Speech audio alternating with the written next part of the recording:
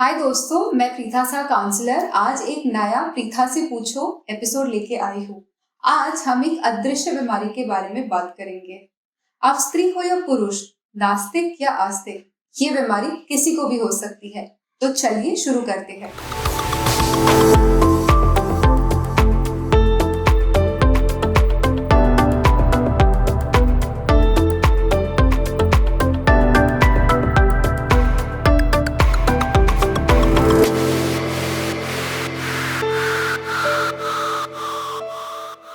मैं एक लड़की को जानती थी। मान लेते हैं उसका नाम अंजलि है। अंजलि की माँ ने नोटिस किया कि जब भी वो अंजलि से कोई बात करने की कोशिश करती थी, अंजलि इरिटेट होने लगती थी और चिल्लाने लगती थी। अंजलि कोई ना कोई बहाने से स्कूल जाना भी बंद कर दिया और इसका इफेक्ट उसके ग्रेड्स पर भी आने लगा। जिस अंजलि को वो पहचानते थे वो बहुत जिंदा दिल, फनी और स्मार्ट हुआ करती थी, लेकिन वो पूरी तरह से बदल चुकी थी। उसने डांस क्लासेस जाना छोड़ दिया, वो कभी भी सोने लगी और उसकी भूख मर गई। ये देख के उसके माता पिता बहुत चिंतित हो गए। आपको ऐसा लग सकता है कि ये नॉर्मल है, किशोरावस्था में हार्मोन्स के कारण ये हो सकता है, पर 2 हफ्ते हो गए थे, अंजलि इस स्थिति से नहीं निकल पा रही थी। आप सोच रहे होंगे कि नहीं, अंजलि को डिप्रेशन नहीं हो सकता, ये बस एक फेज है जिससे वो निकल जाएगी। पर डिप्रेशन अलग अलग लोगों में अलग अलग तरीके से दिखाई देता है। तो डिप्रेशन होना क्या है? पूरे दिन कमरे में बंद करके रोना या फिर सैड सॉन्ग सुनना हो सकता है, लेकिन डिप्रेशन इससे कहीं ज्यादा सीरियस है। एक बहुत सफल व्यक्ति को भी क्लिनिकल डिप्रेशन हो सकता है। दुनिया के सारे सक्सेस के बावजूद वो अपने अंदर के खालीपन, अकेलेपन और चिंता से लड़ रहे हो सकते हैं। कोई भी टीनेजर्स को सीरियसली नहीं लेता, इसलिए टीनेजर में डिप्रेशन को समझना बहुत मुश्किल हो जाता है। आपने आपके फ्रेंड्स को कहते सुना होगा, मैं डिप्रेस्ड हूँ, जबकि वो सैड या अपसेट होते हैं। इससे और भी कंफ्यूजन बढ़ता है। लेकिन ये बात आप समझिए कि डिप्रेशन और उदासी 2 बिल्कुल अलग अलग बातें हैं। आगे की बात ध्यान से सुनिए।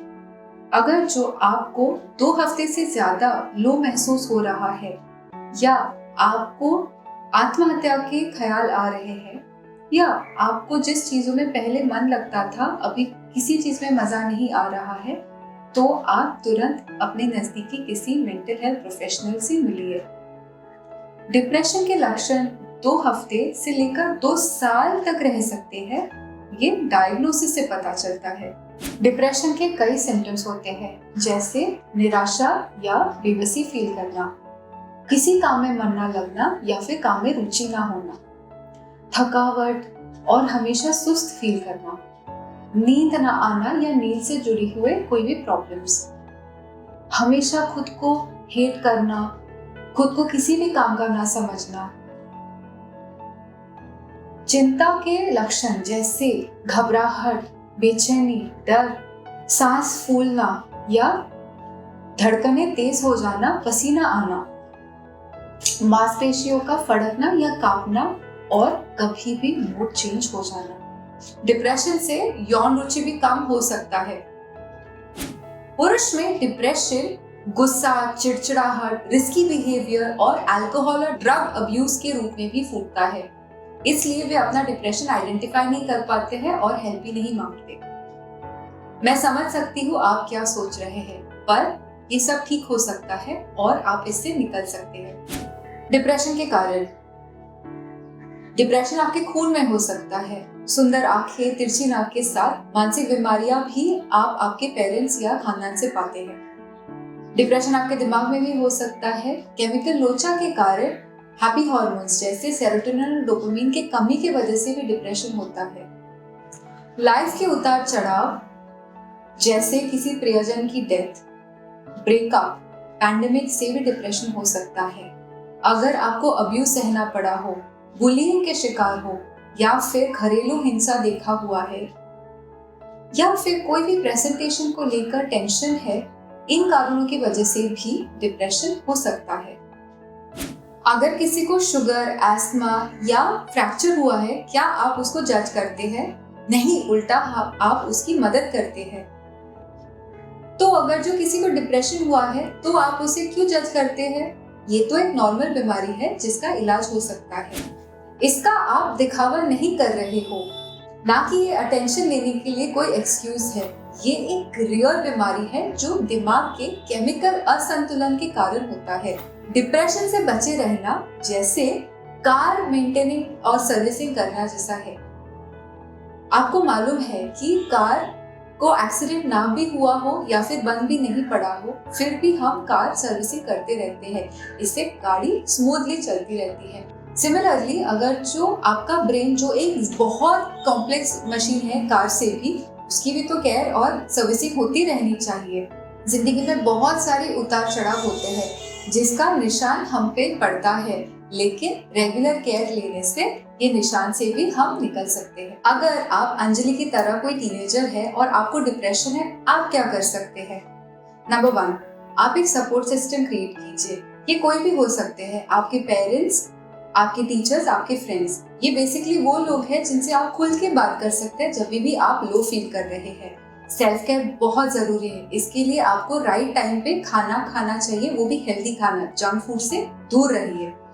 नंबर 4, स्लीप बहुत बहुत इंपॉर्टेंट है। मेक श्योर आप एटलीस्ट 10 घंटे की नींद ले रहे हो। टीनेजर्स को ज्यादा नींद की जरूरत पड़ती है। एंड फाइनली, एक्सरसाइज करना बहुत इंपॉर्टेंट है।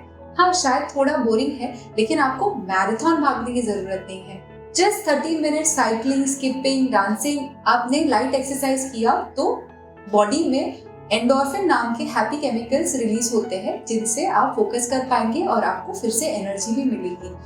एंड फाइनली, हेल्प मांगिए। हेल्प मांगने में कोई शेम नहीं है, आपको इससे कोई डरने की बात नहीं है।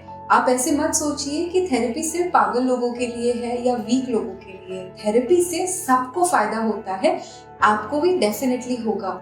इंडिया में ऐसे कई एनजीओज और हेल्पलाइन नंबर्स हैं जो फ्री में लोगों की काउंसलिंग करते हैं जिनको एंजाइटी या डिप्रेशन है। तो उनका नंबर मैं डिस्क्रिप्शन में नीचे लिख के दूंगी। अगर आप माता पिता हैं तो चिंता मत करिए, आप आपके बच्चों को डिप्रेशन से निकलने में डेफिनेटली हेल्प कर सकते हैं। नंबर 1, बिना जज किए आपके बच्चों की बातें आप सुनिए, लेकिन उनका प्राइवेसी ब्रीच मत कीजिए। उनका फोन और उसके जर्नल्स, डायरीज मत पढ़िए।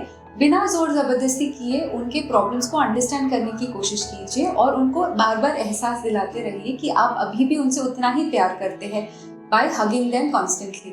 आपके बच्चे डिप्रेशन का नाटक नहीं कर रहे हैं, इसका एक्सक्यूज नहीं दे रहे हैं आलस करने के लिए। ये एक रियल बीमारी है जिसका इलाज हो सकता है।